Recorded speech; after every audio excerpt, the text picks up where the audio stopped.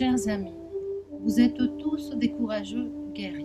Votre présence même dans un corps physique sur Terre aujourd'hui témoigne de votre grand courage et de votre volonté de faire face aux ténèbres, à l'intérieur et à l'extérieur, et d'y jeter votre lumière, la lumière de votre conscience. Vous êtes des guerriers au sens spirituel du terme, et votre armement consiste à la fois en compassion et en discernement.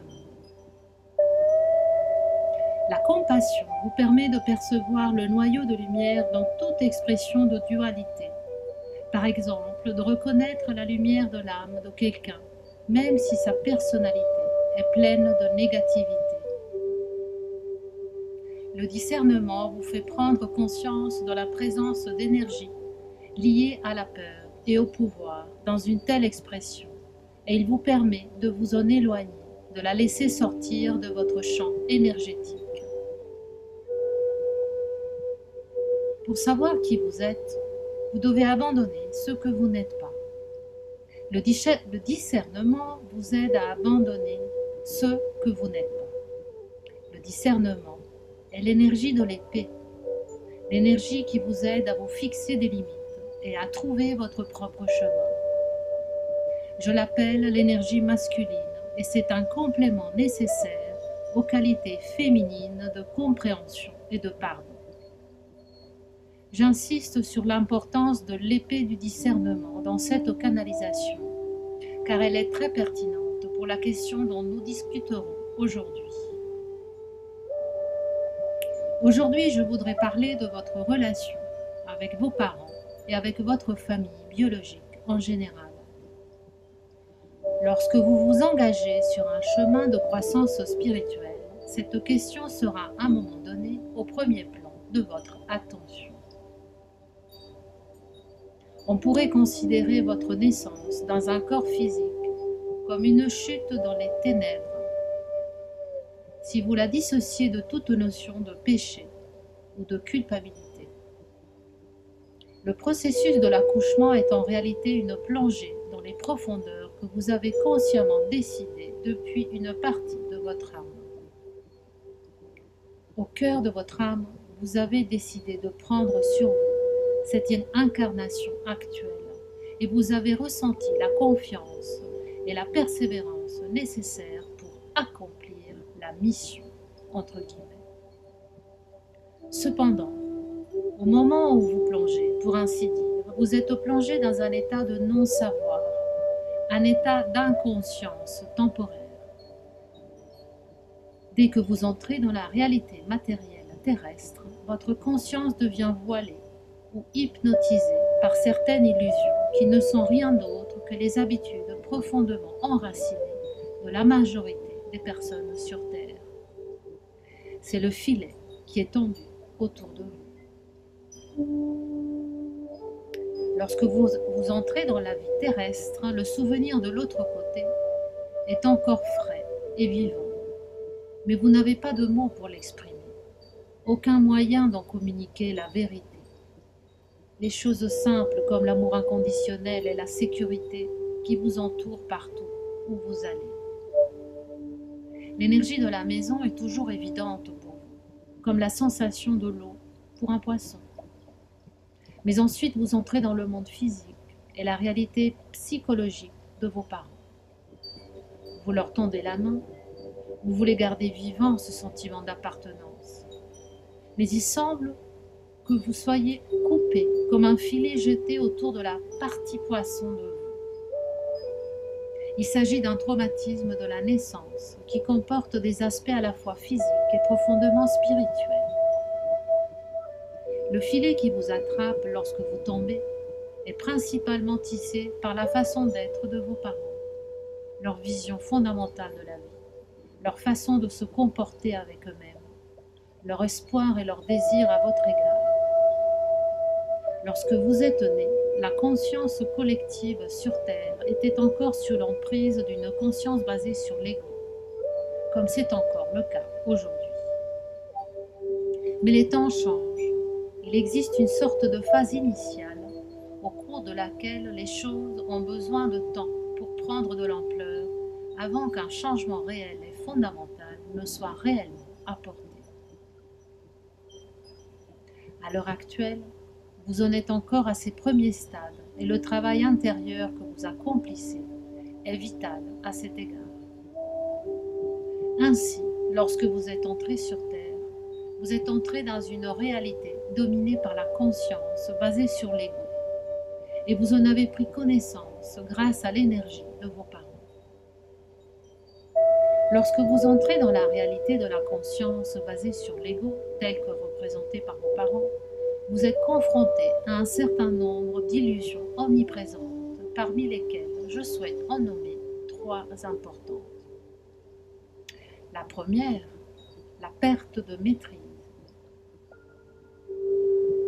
La première illusion est celle de la perte de maîtrise. Cette illusion vous fait oublier, en grandissant et en devenant adulte, que vous êtes le créateur de tout ce qui se passe dans votre vie. La plupart des gens ne reconnaissent pas ce qui se passe dans leur vie comme leur propre création. Ils se sentent souvent victimes de puissances supérieures, extérieures, qui façonnent leur vie. Ça, c'est la perte de la maîtrise. Deuxième point, la perte de l'unité. Avec la plongée dans la conscience humaine collective telle que décrite par vos parents, vous perdez également votre sentiment d'unité avec tout ce qui vit. La réalisation fondamentale de l'unité de toute chose est lentement filtrée hors de votre conscience. Vous êtes encouragé à construire votre propre ego. Selon la conscience basée sur l'ego, nous sommes tous des êtres essentiellement séparés, luttant pour notre propre existence, luttant pour la survie, la nourriture et la reconnaissance. Nous semblons confinés à notre propre corps et enfermés dans notre propre réalité psychologique, sans connexion véritable et ouverte avec l'autre. C'est l'illusion de la séparation et le sentiment tragique de solitude qui l'accompagne. Le troisième point, c'est la perte de l'amour, c'est-à-dire le sentiment de joie et de sécurité inconditionnelle qui appartiennent au cœur même de vous, comme un droit naturel de naissance. En entrant sur le plan terrestre, sur lequel l'énergie de l'amour ne va pas du tout de soi, vous commencez progressivement à confondre l'amour avec toutes sortes d'énergies qui n'en sont pas, comme l'admiration, la richesse ou la dépendance émotionnelle.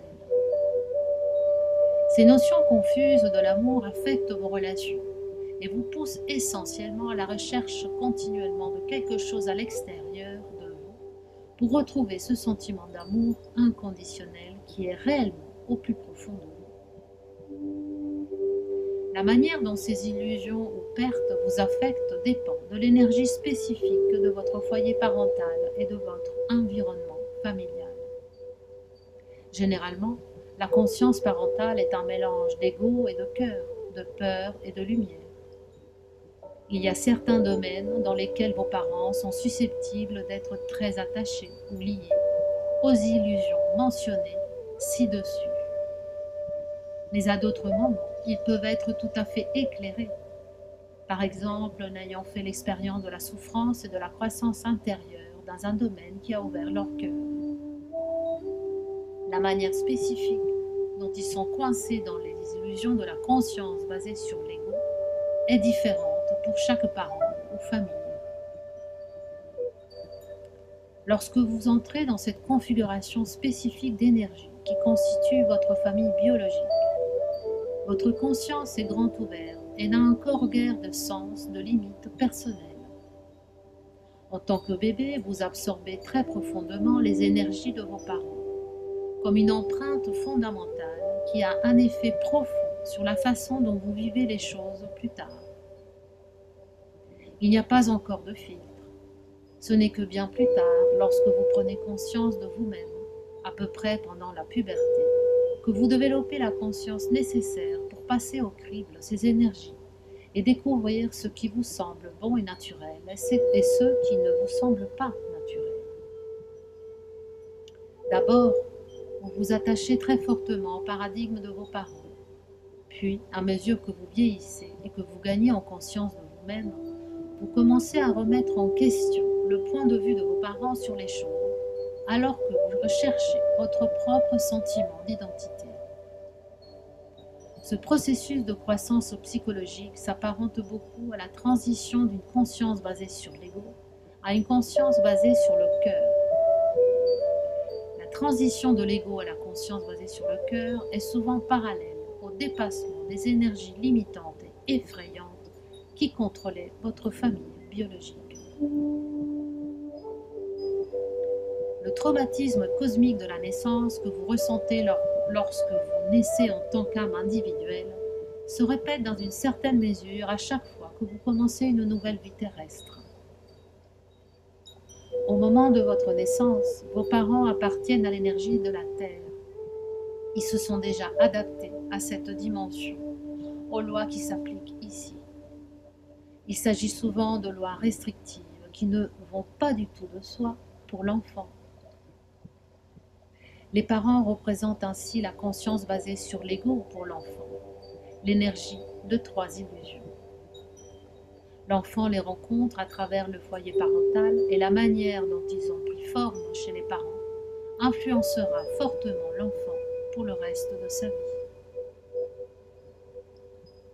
Surtout au cours des 3 premiers mois, l'enfant s'imprègne très profondément de son environnement. Les énergies des parents s'enfoncent dans la conscience de l'enfant sans être gênées par une pensée rationnelle ou une défense. D'un autre côté, il reste encore un morceau de paradis dans sa mémoire, une partie de la conscience de l'enfant qui n'est pas entachée par les illusions, qui connaît l'amour, la maîtrise et l'unité comme l'état naturel de l'être. Cette conscience entre en collision avec les énergies basées sur l'ego qui l'entoure, et c'est un conflit profondément douloureux. Cela peut donner envie à l'enfant de faire demi-tour et de rentrer à la maison.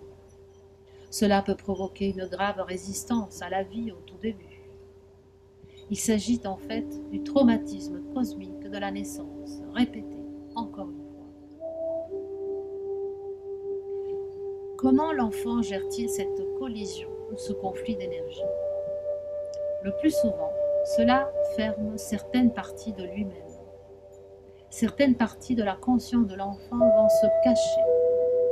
L'enfant aura tendance à se conformer aux énergies des parents, à s'adapter à elles, car il en dépend entièrement dès le début. L'enfant est dans un état physique très vulnérable et a un grand désir d'être nourri et aimé par ses parents. Sa mémoire de l'état naturel d'unité, d'amour et de maîtrise est en réalité le cadeau que l'enfant fait aux parents, mais ceux-ci sont souvent incapables de recevoir ce cadeau, une fois voilés par l'énergie des illusions. Ils ne peuvent donc pas réellement accueillir l'enfant. Bien entendu, les parents ont été eux aussi des enfants à un moment donné et ont vécu le même processus. Les parents n'imposent pas consciemment leur peur et leur illusion à leurs enfants.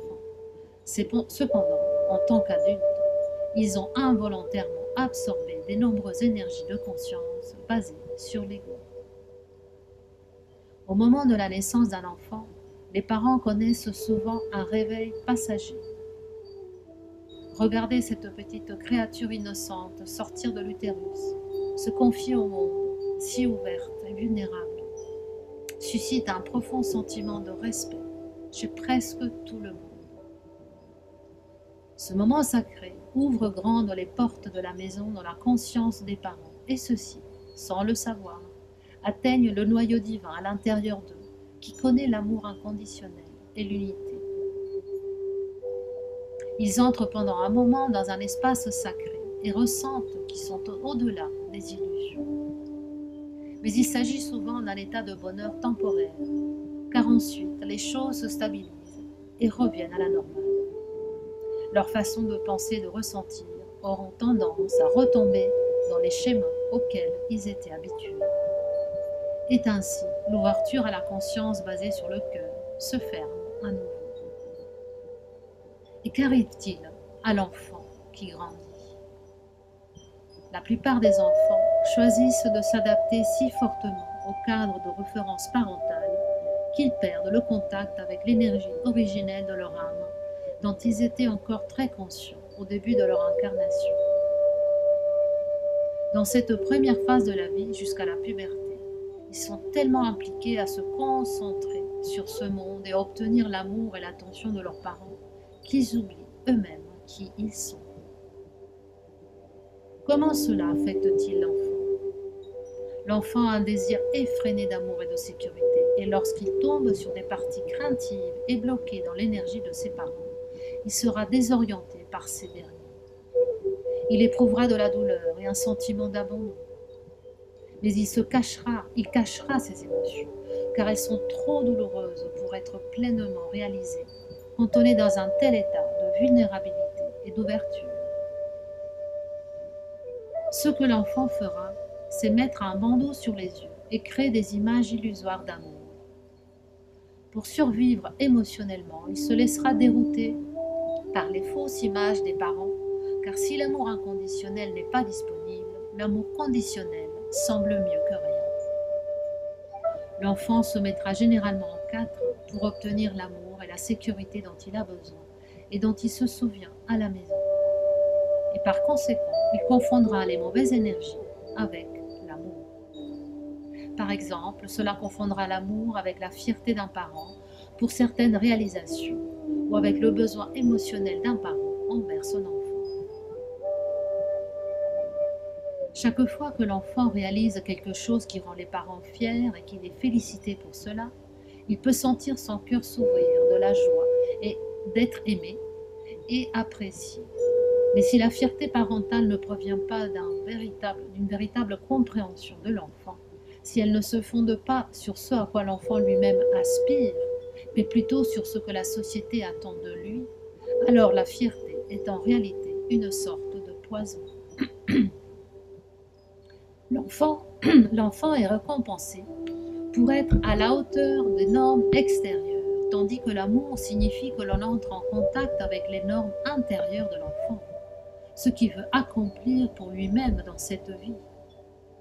Lorsque l'attention est systématiquement focalisée sur les réalisations extérieures, l'enfant sera trompé en lui faisant croire que la réussite est synonyme d'amour, et il aura tendance à développer une mauvaise conscience lorsqu'il ne fera pas ce qui est juste, ce qui est censé faire selon le norme extérieur. En tant qu'adultes, ils peuvent devenir quelqu'un qui ne reconnaît pas quand leurs limites sont franchies ou quand ils travaillent trop dur.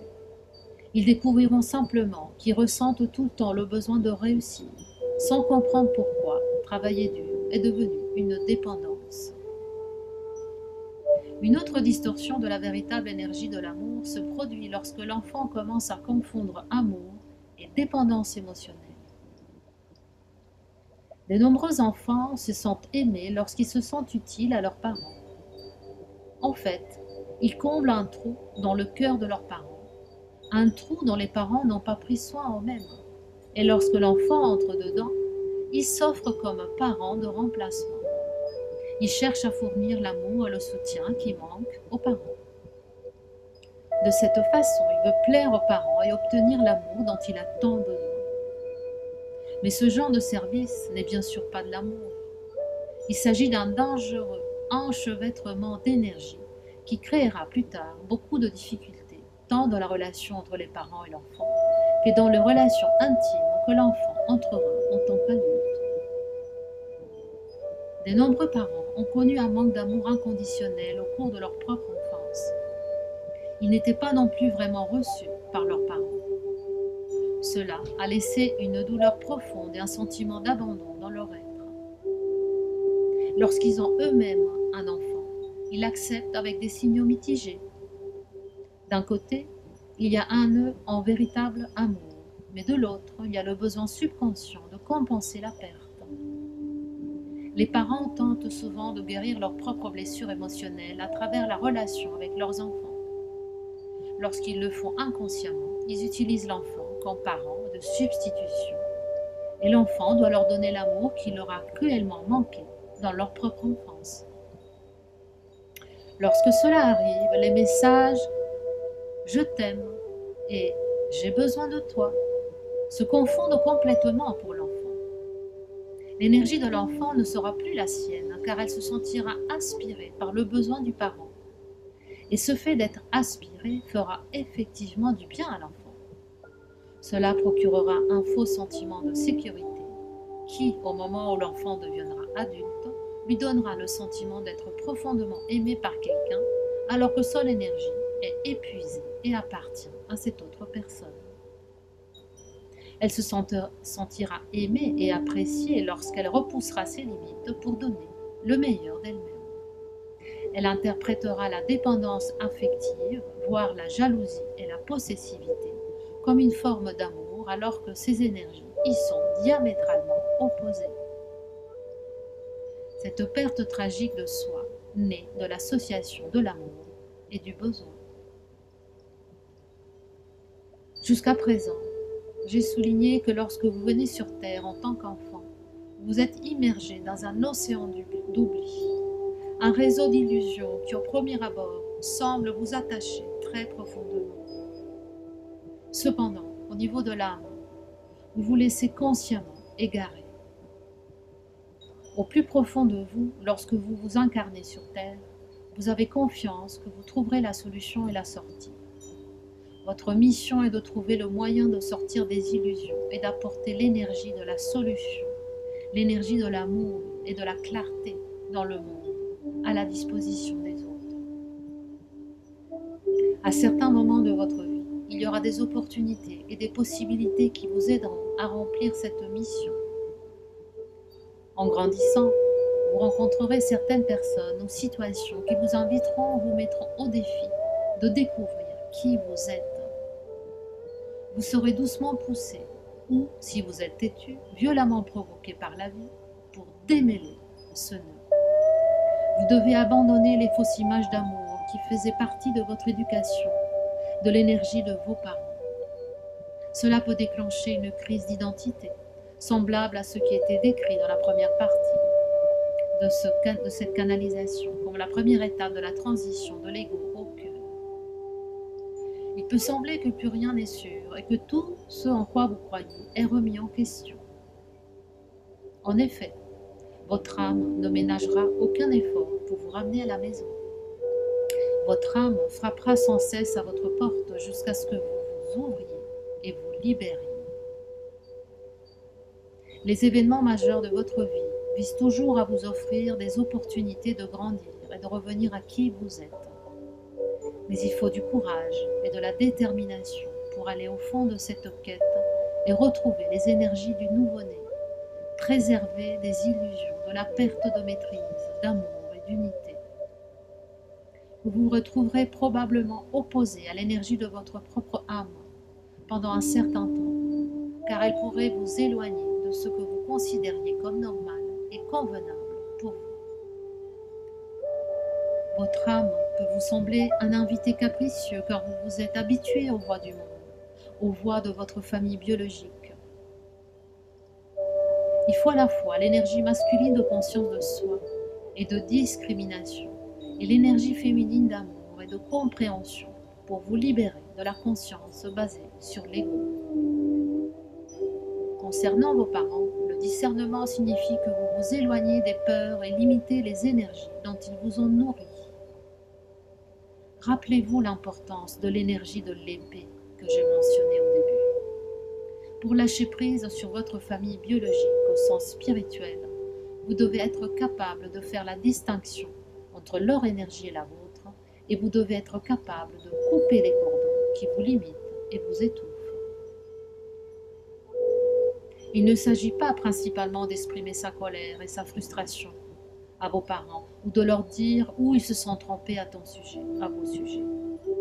Il peut parfois être bon d'essayer de leur faire comprendre clairement votre position sur les choses ou vos sentiments à leur sujet. Mais dans de nombreux cas, ils ne comprennent pas ce que vous essayez de leur dire. Ils peuvent ne pas trouver de résonance avec la partie de vous qui est différente et en contradiction avec leur vision de la vie. Libérer les liens avec l'énergie parentale signifie avant tout libérer l'énergie de votre propre esprit et de vos émotions. Il s'agit de regarder à l'intérieur et de découvrir dans quelle mesure vous vivez implicitement selon l'ensemble des illusions de vos parents, selon leurs choses à faire et à ne pas faire, qui étaient basées sur la peur et le jugement. Une fois que vous serez clair à ce sujet et que vous vous autoriserez à laisser tomber cela, vous serez libre de leur pardonner et de réellement quitter la maison parentale. Ce n'est qu'après avoir coupé les liens au niveau intérieur et pris la responsabilité de votre propre vie que vous pourrez vraiment laisser vos parents tranquilles. Vous aurez clairement dit non à leurs peurs et illusions. Mais en même temps, vous verrez que vos parents ne sont pas identiques à leurs peurs et illusions. Ils sont aussi des enfants de Dieu qui essayent simplement de remplir la mission de leur amour. Une fois que vous ressentez cela, vous pouvez ressentir leur innocence et pardonner. Dans un sens, vous avez été victime de vos parents tels qu'ils représentaient la conscience basée sur l'ego dans votre enfance. Vous avez temporairement et en partie vécu selon leurs illusions. D'une certaine manière, vous n'aviez pas le choix en tant qu'enfant. Cependant, transcender votre sentiment d'être la victime constitue ici l'une des avancées les plus puissantes que vous puissiez réaliser dans votre vie. Cela fait de vous une personne libre lorsque vous pouvez reconnaître les empreintes énergétiques profondes de votre enfance et décider consciemment celles qui vous profitent et celles que vous préférez abandonner. Ça, c'est la maîtrise. Vous ne vous adaptez alors plus inconsciemment aux souhaits et aux désirs de vos parents lorsqu'ils ne sont pas les vôtres. En même temps, vous ne vous rebellez plus non plus contre eux. Vous pouvez voir les fausses images qui vous ont proposées comme ne vous appartenant tout simplement pas. Point final. Vous n'avez pas besoin de juger vos parents pour vous avoir accablé de ces aspects. Vous pouvez être aimant et perspicace en même temps. On pourrait dire que vous êtes initié à la conscience basée sur l'ego à travers vos parents et que vous la transcendez également à travers eux, en les laissant aller dans l'amour et le pardon et en vous reconnaissant comme le maître indépendant que vous êtes.